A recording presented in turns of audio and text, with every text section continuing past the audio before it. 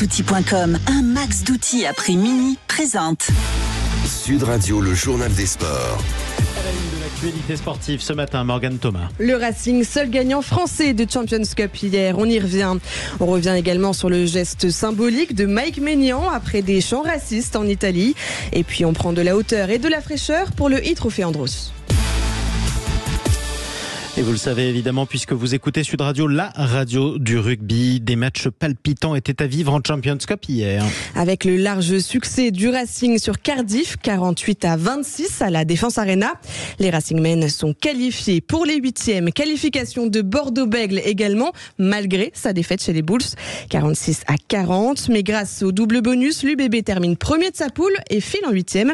Et décroche également un nouveau record, celui de l'équipe européenne à avoir inscrit le plus de points en Afrique du Sud. Oui, c'est spectaculaire. Allez, on s'y attendait, mais c'est quand même une fin de parcours pour le Stade français. Ils y ont cru jusqu'au bout tout de même, Jean-Marie, avant de tout perdre dans les 10 dernières minutes. Le Stade français s'incline 20-24 face aux Stormers et quitte la Champions Cup sans la moindre victoire. De son côté, Lyon face aux Saracens sur le score de 39-24 se sont inclinés également et finissent à la 3e place de la poule 1. Allez, à suivre dans la grande Coupe d'Europe, la Champions Cup. La Rochelle joue sa survie chez les Anglais. C'est à 14h contre Sale à 16h15. Toulouse, déjà qualifié, veut s'assurer la première place contre Basse.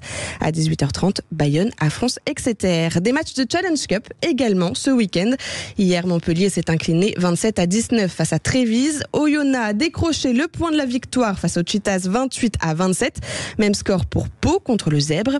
À suivre à 14h, Perpignan défie Newcastle. Et des matchs évidemment à suivre en direct sur Sud Radio, la radio du rugby. Rendez-vous à ne pas manquer, c'est au cœur de la mêlée. C'est avec François Trio, c'est un nouveau rendez-vous que vous retrouverez désormais tous les lundis, toute l'actualité du rugby. Demain à partir de 20h sur Sud Radio, Johan Huget, François Trio, Philippe Spanghero. C'est un beau pack quand même pour débarrer une nouvelle émission. Allez, on passe au ballon rond et plutôt aux à côté assez sombres du ballon rond. C'est le reste de l'actualité sportive.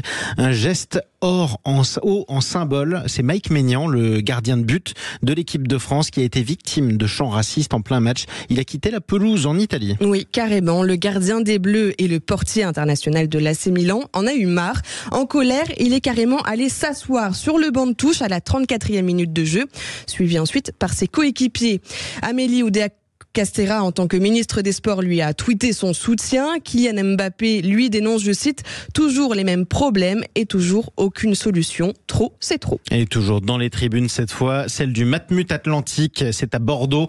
Bagarre entre supporters niçois et supporters bordelais. Hier, des mauvaises images aussi. C'était avant le match de Coupe de France et avant la défaite de Bordeaux, donc 2-3 face à Nice. Suite des résultats des 16e, Nantes sortie par Laval, Dunkerque par le Puy, Orléans par le PSG et Monaco et Brest, eux, sont qualifiés. Rennes-Marseille, c'est à 21h05 ce soir. Exactement, sacré exploit quand même pour Laval qui est en Ligue 2. Encore plus grand exploit pour les joueurs du Puy-en-Velay. Fallait quand même les saluer sur Sud Radio. On reste en football. C'est la Coupe d'Afrique des Nations qui se poursuit. Elle prend de l'ampleur. Et oui, les chiffres 2024, on y revient avec Vincent Chaudel, fondateur de l'Observatoire du Sport Business.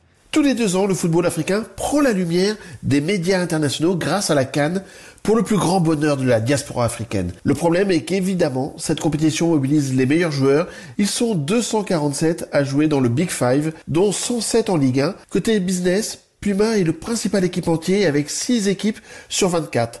16 partenaires commerciaux, dont Total Energy, sponsor titre, et Orange. Voilà qui explique probablement les 40% d'augmentation des primes, dont 7 millions d'euros pour les vainqueurs de cette 34e édition.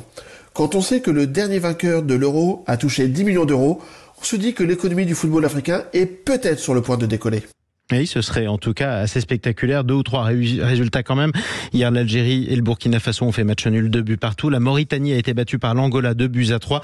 La Tunisie a fait match nul avec le Mali, 1 but partout. À suivre aujourd'hui à 18h, Guinée équatoriale contre la Côte d'Ivoire, c'est à 18h. Guinée-Bissau, Nigeria, c'est à 18h également. Cap-Vert, Égypte à 21h, comme Mozambique, Ghana, Morgane Thomas. On passe au handball, l'Euro 2024. Ce sont les Bleus qui assurent. Et ils assurent toujours. Ils foncent vers les demi après la victoire contre l'Islande Thaïlande hier, 39-32. Exactement, et puis on parle de cette ambiance extrêmement chaleureuse au e-Trophy Andros malgré la neige et la glace. Chaleur humaine tout de même pour la course automobile électrique, on le rappelle. Résumé de l'avant-dernière étape avec Thierry Blanco à Lens-en-Vercors. Et oui Morgane, les adieux du e-Trophy Andros ont été superbes, des finales incroyables et un premier champion couronné. Louis Gervoson est le vainqueur de la catégorie élite, c'est l'info du jour. Et c'est tout un symbole, champion à 35 ans pour le 35e et dernier Trophée Andros. Chez les pros, Jean-Baptiste Dubourg revient dans la course au titre. Victoire à Lens-en-Vercors et retour à 14 points d'Aurélien Panis, toujours leader au général. Tout est donc encore possible à Superbès. Vivien Gonnet survole l'AMV Cup chez les motards. Il confirmera son titre dans le Puy-de-Dôme la semaine prochaine. Voilà Morgane, le circuit de Superbès nous accueillera donc pour la Der des Der, de la plus grande compétition sur glace au monde samedi prochain.